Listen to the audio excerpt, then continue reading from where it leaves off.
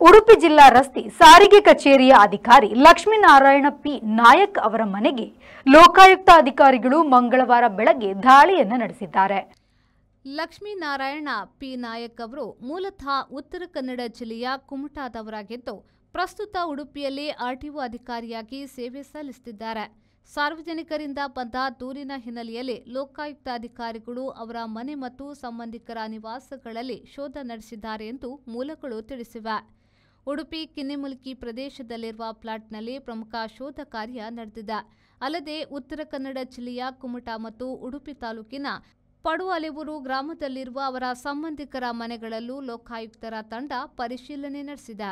ಲಕ್ಷ್ಮೀನಾರಾಯಣ ನಾಯಕ್ ಅವರ ಆದಾಯ ಮತ್ತು ಆಸ್ತಿ ನಡುವಿನ ಅಸಮತೋಲನದ ಕುರಿತು ಬಂದ ದೂರು ಹಿನ್ನೆಲೆಯಲ್ಲಿ ಈ ಶೋಧ ಕಾರ್ಯ ನಡೆದಿದ್ದು, ಅಧಿಕಾರಿಗಳು ದಾಖಲೆಗಳನ್ನು ಪರಿಶೀಲಿಸಿ ಅಗತ್ಯ ದಾಖಲೆಗಳನ್ನು ವಶಪಡಿಸಿಕೊಂಡಿದ್ದಾರೆ ಎಂಬ ಮಾಹಿತಿ ಲಭ್ಯವಾಗಿದೆ. ಶ್ರೀಜಿತ್, ವಿ4 ನ್ಯೂಸ್, ಉಡುಪಿ.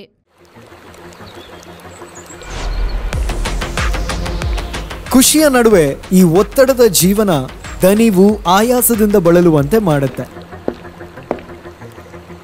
ಆಯಾಸ ಆಗ್ತಾ ಇದೆಯಾ, ಬಾಯಾರಿಕೆ ಆಗ್ತಾ ಇದೆಯಾ, ಈ ಎಲ್ಲದಕ್ಕೂ ಹೇಳಿ ಗುಡ್ ಬೈ. ಯಾಕಂದ್ರೆ ಇದೀಗ ಇಡೀ ದಿನ ಬಾಯಾರಿಕೆಯಿಂದ ರಿಫ್ರೆಶ್ ಆಗಲು ಬಬಲ್ಸ್ ಕುಡೀರಿ. ಬಬಲ್ಸ್ ಕುಡೀರಿ, ಫ್ರೆಶ್ ಆಗಿರಿ.